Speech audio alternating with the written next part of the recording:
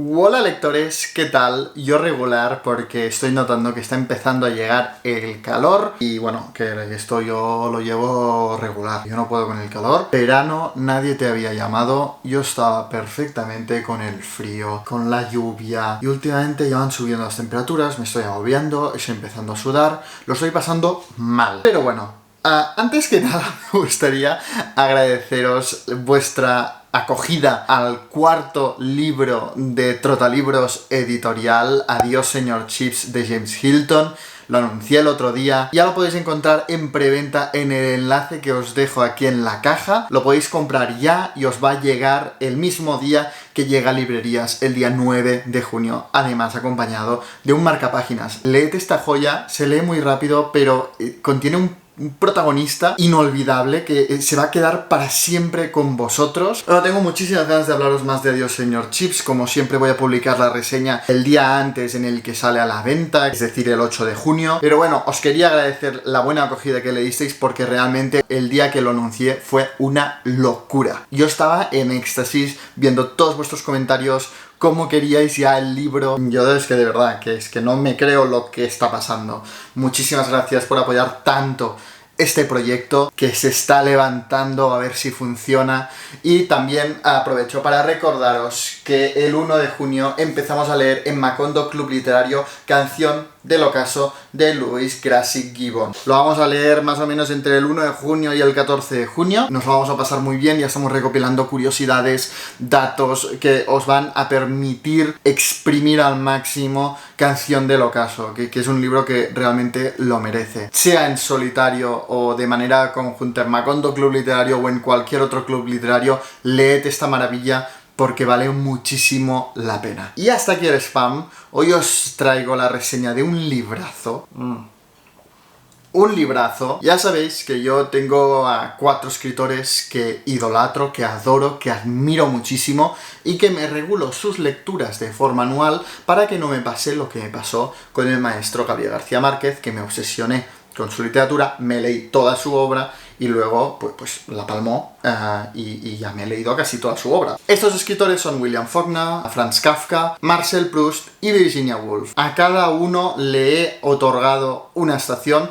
durante la cual leo un libro suyo. Y específicamente cada invierno leo algo de Virginia Woolf, escritora británica a la que yo adoro. Me encanta todo lo que he leído de Virginia Woolf, sin ninguna excepción. Y este año ha sido el turno de Orlando, una de sus obras más leídas, más celebradas y más accesibles, y añadiría incluso más diferentes. Para mí hacer esta reseña, como cada vez que he hecho una reseña de alguna obra de Virginia Woolf, es todo un desafío. Y me gustaría empezar con una cita que aparece en la contra de esta edición de Lumen que tengo yo, que es un fragmento de un ensayo de Jeanette Winterson titulado A propósito de Orlando, y que dice lo siguiente: la verdadera obra de arte va siempre más allá de los límites establecidos. Se desparrama, se emborracha, se queda despierta contigo hasta la madrugada. Te ofrece una oportunidad de ser otro. Y creo que no hay mejor forma de definir lo que es Orlando de Virginia Woolf. Bienvenidos a Trotalibros.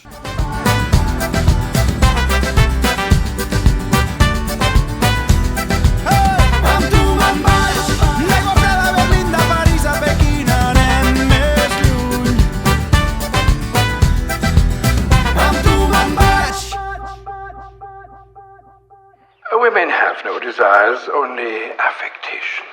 Indeed, women are but children of larger growth.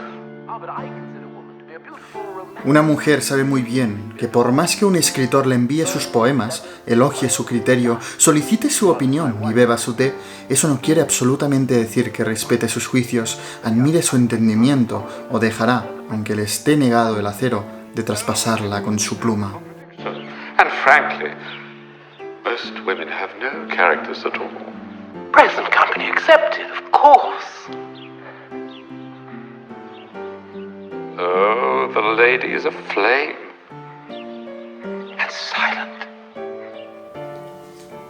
Publicada en 1928 por la propia editorial del matrimonio Woolf, Orlando, una biografía, porque en el título original contiene el subtítulo Una biografía, fue la 6ª novela de Virginia Woolf. ¿Y biografía por qué? Pues porque en esta novela lo que hace Virginia Woolf es mofarse, es reírse de este género por el que precisamente los ingleses son tan célebres y tan famosos. De hecho, Gabriel García Márquez solía decir que un escritor no es importante del todo hasta que un biógrafo inglés no le hace una biografía. Pues bien, Woolf recoge esta tradición tan inglesa de hacer biografía de ilustres famosos del pasado, que casualmente siempre resultan ser hombres y en las que ni siquiera se solían mencionar a mujeres, como si no existieran. Yo empecé leyendo Orlando en esta edición de tapa dura del Lumen, pero me estaba gustando tanto, estaba disfrutando tanto de esta historia, que no me supe resistir a comprar también la edición ilustrada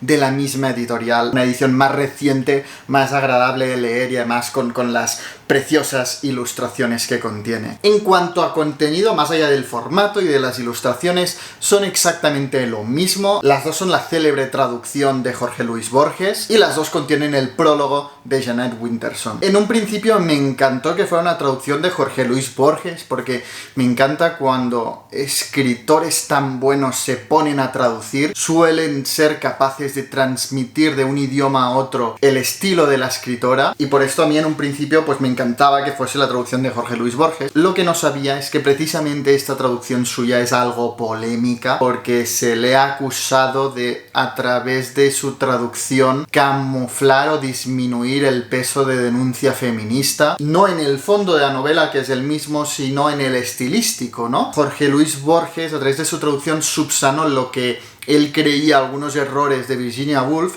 y que muchos lectores y críticos han entendido que era hecho adrede para reforzar el mensaje feminista. Bueno, sinceramente, yo de la lectura no supe detectar esto, pero que sepáis que la traducción de Jorge Luis Borges es polémica por esto. Si estáis más interesados en el tema, os dejo en la caja de descripción un artículo que escribió la traductora Itziar Hernández, que hizo una nueva traducción en 2018 para Cal de Orlando, y en este artículo lo que hace es comparar su traducción con la de Jorge Luis Borges en algunos fragmentos, y bueno, hace unas reflexiones muy interesantes, por lo que si estáis más interesados en este tema sobre la traducción de Jorge Luis Borges y de Itziar Hernández, os dejo aquí abajo en la caja de descripción el enlace al artículo que hizo Itziar para la revista Vasos Comunicantes, la revista de Hace Traductores, que entra más en el detalle sobre el tema de la traducción. Pero bueno, vayamos al libro, vayamos a Orlando. Para construir Orlando, el protagonista de esta novela, Virginia se inspiró claramente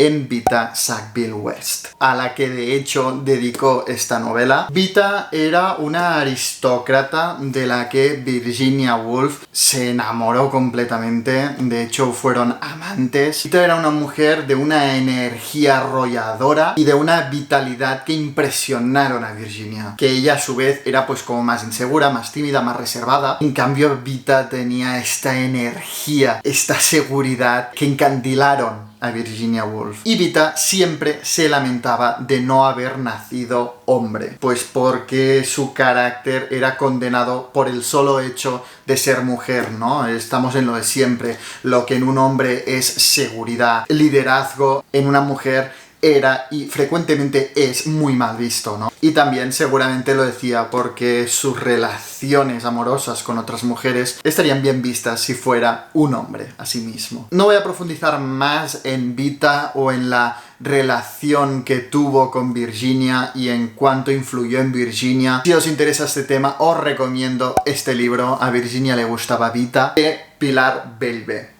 Pero el hecho es que Virginia Woolf empezó a trabajar en Orlando inspirándose en un pasado imaginario de su amante Vita, con quien Orlando comparte muchas características, por ejemplo la nobleza. Me da como la sensación de que Virginia Woolf escribió Orlando como para consolar a su amante, invitándola a soñar ese pasado en el que era un hombre, y de hecho el estilo bebe de esa energía y esa seguridad y esa vitalidad propias de Vita, ¿no? Virginia empezó escribiendo Orlando como un divertimiento, sin ese sufrimiento con el que solía escribir sus obras, ese avanzar lentamente y revisar una y otra vez e ir implementando correcciones, ¿no? Virginia Woolf sufría el proceso de escritura muchísimo, por lo detallista que era, por lo meticulosa que era. En cambio, Orlando fue un libro que disfrutó muchísimo escribiendo. Como dice el propio título de la novela, Orlando es la biografía de Orlando. ¿Y quién es Orlando? Pues conocemos a Orlando cuando tiene 16 años en el periodo isabelino. Lo primero que sabemos de él es que se trata de un hombre. El historiador que nos narra su vida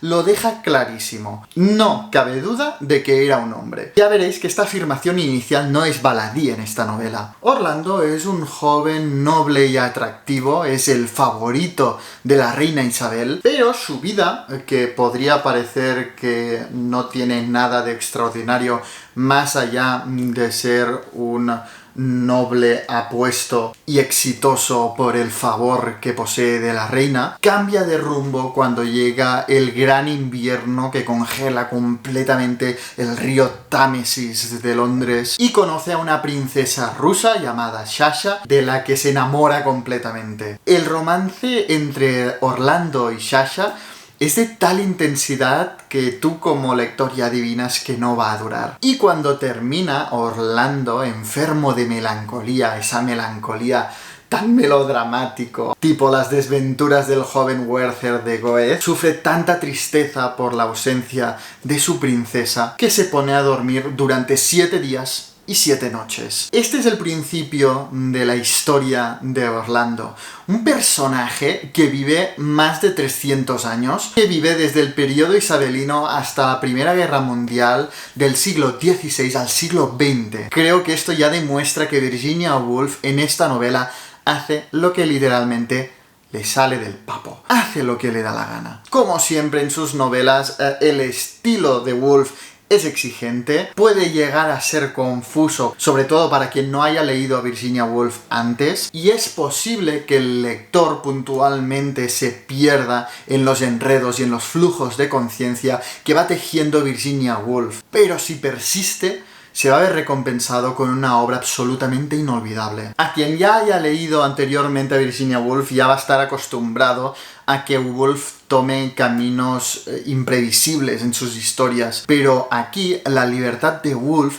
no se limita al estilo, a la forma de narrar una historia o de transmitir los dilemas de un personaje. Aquí también empapa el fondo de la historia, que es absolutamente disparatada y en ocasiones nos puede llegar a recordar a grandes maestros del absurdo como Boris Vian, pero salvando las distancias, y Virginia Woolf lo hace bien, porque a mí Boris Vian ya sabéis que no me convenció. Orlando es la novela más diferente que he leído de Virginia Woolf, incluso si lo ponemos al lado del resto de sus obras, o al menos del resto de obras suyas que he leído. Tanto en La señora Dalloway como en Alfaro o en Las olas, nos encontramos con esa libertad tan típica de Virginia Woolf a la hora de transmitirnos ese flujo de conciencia. Pero siempre algo que nunca cambia y que yo ya consideraba parte de la esencia de Virginia Woolf, es que en sus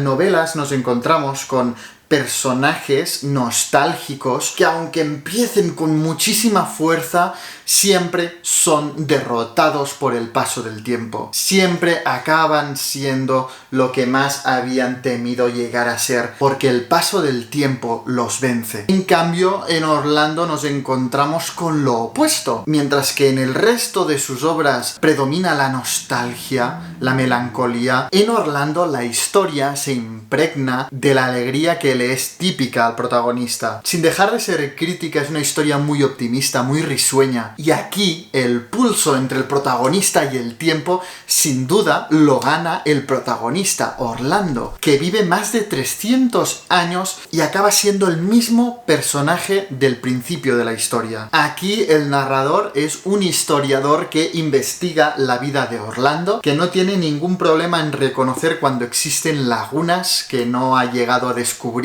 de la vida de Orlando, y es como que en esta historia todo es posible, todo es flexible, todo está sometido a la voluntad caprichosa y despreocupada de su protagonista, de Orlando. Un personaje eterno, un personaje inmenso. A lo largo de más de 300 años, Orlando hace lo que le da la gana. Viaja con unos gitanos, se enamora de una princesa rusa, forma parte de la corte de un rey, se convierte en escritor e incluso cambia de sexo. Un día Orlando se va a dormir y se despierta siendo una mujer. Y a nadie parece sorprenderle excesivamente este cambio de sexo. Y es en este punto por el que yo me atrevería a hablar de Orlando en términos de realismo mágico. Al igual que en la obra maestra del realismo mágico, 100 años de soledad, en el que, por ejemplo, en un capítulo una mujer asciende en cuerpo y alma a los cielos y nadie parece especialmente sorprendido por este hecho, aquí nos encontramos con que a nadie parece sorprenderle que Orlando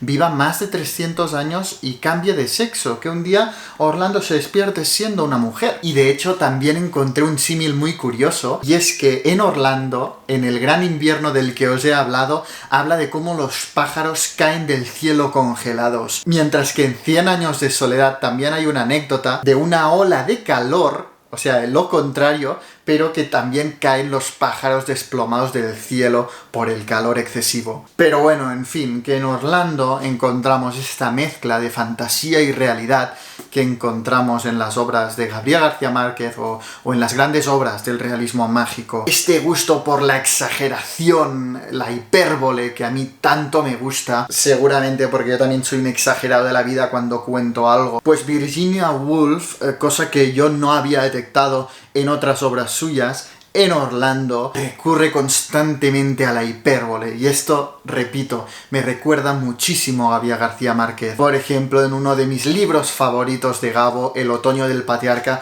también hace esto. Pero todo lo que es risueño en Orlando, en El otoño del patriarca, es decadente, ¿no? Te presenta ese dictador que ni siquiera sabe cuántos años tiene, que es más una leyenda que una realidad para su pueblo, que constantemente exagera muchísimo, como también hace en 100 años de soledad, diciendo que Aureliano tiene no sé cuántas decenas de hijos, ¿no? Es ese gusto por la hipérbole, por el que Virginia Woolf me ha recordado tanto a un escritor que admiro tanto como es Gabriel García Márquez, mi escritor favorito. Y ya no diría solo la exageración y la hipérbole, sino también la inconsecuencia. No vais a encontrar ningún tipo de coherencia en este relato, que, sin caer al absurdo, hace lo que le da la gana. Y este es un tema del que hablaron Vargas Llosa y García Márquez en una conversación pública que tuvieron y que Alfaguara ha editado recientemente con el título de Dos soledades. Gabriel García Márquez defendía esa inconsecuencia que él dice que se había perdido en la literatura y que haya en las novelas de caballerías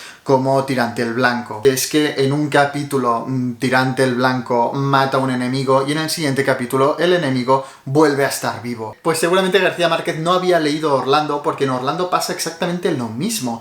El tiempo, la muerte, todo esto que nos condiciona a todos los humanos se vuelve flexible y no tiene casi ningún peso en la historia. Y es que Orlando no es el único personaje que vive 300 años. Se reencuentra antes de la Primera Guerra Mundial con personajes que conoció en el periodo isabelino. No pasa nada, le da igual todo, y tú como lector te la crees, la sigues, te dejas llevar por ella. Virginia Woolf no deja títere con cabeza en esta sátira afiladísima que es Orlando. Yo creo que uno de los temas principales es el tema de género, ¿no?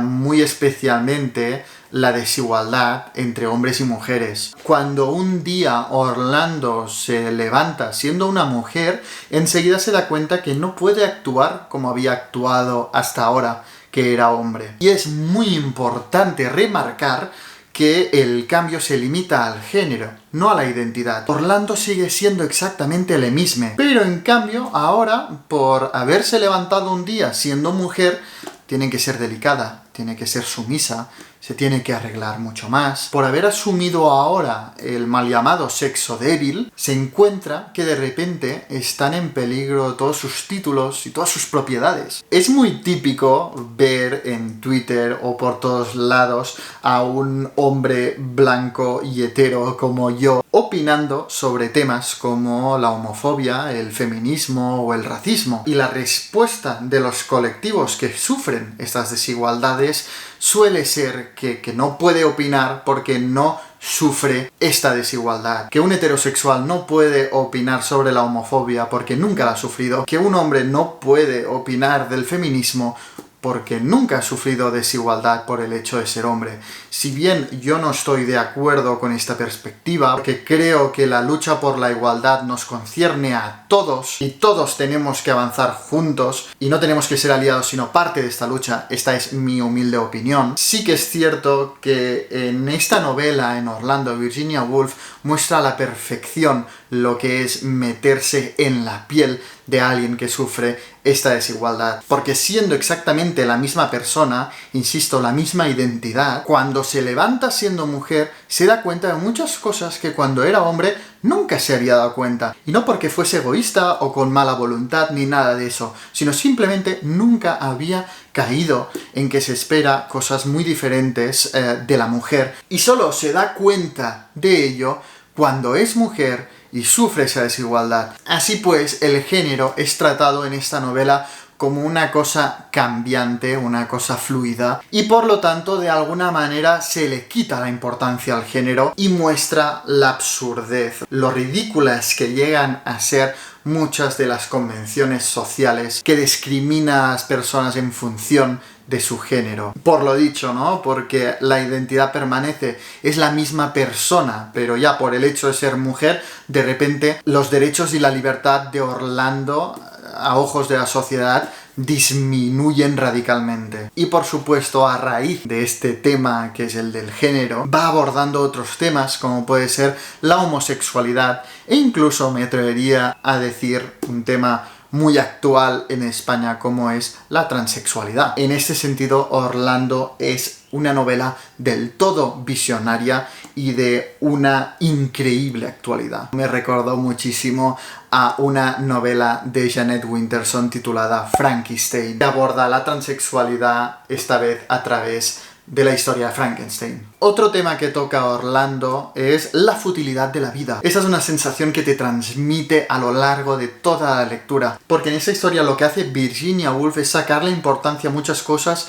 que en el día a día pues la tiene, como puede ser el género de una persona, como puede ser el paso del tiempo. Todo lo vuelve como flexible, todo lo deja en el aire, todo lo somete a la voluntad caprichosa de Orlando, y al final lo único que permanece inalterable a pesar del paso del tiempo es la identidad de Orlando, quién es y quién quiere ser. Y en este sentido Virginia Woolf parece que todo el rato te esté transmitiendo el mensaje de que no pierdas tu tiempo haciendo lo que se espera de ti o escuchando lo que te dicen los demás, sino que vive tu vida como quieras vivirla. Y Orlando precisamente no pierde el tiempo haciendo lo que la sociedad espera de ella, sino que es un ejemplo perfecto de vivir haciendo lo que le da la gana, pero ya hasta extremos imposibles para un ser humano, como es vivir más de 300 años. Vendría a ser un mensaje constante de decirte: haz lo que quieras, vive como tú quieras, no dejes que te juzguen los demás, porque lo único real en la vida eres tú. Todo lo demás tendrá el peso en tu vida que tú le quieras otorgar. Y en esto le veo mucho a la personalidad de Vita, esa libertad y seguridad en sí misma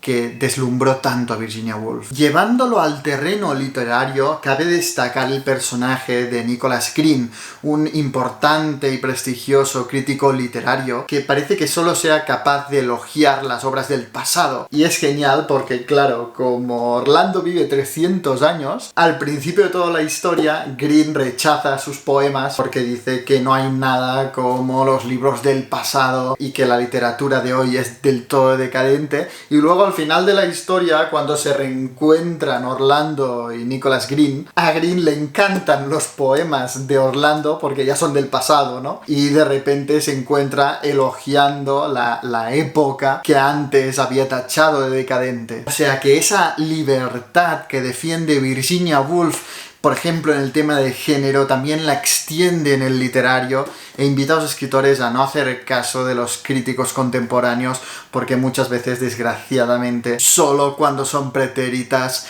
algunos aprenden a valorar esas obras. Yo creo que la palabra, para resumir Orlando, es libertad.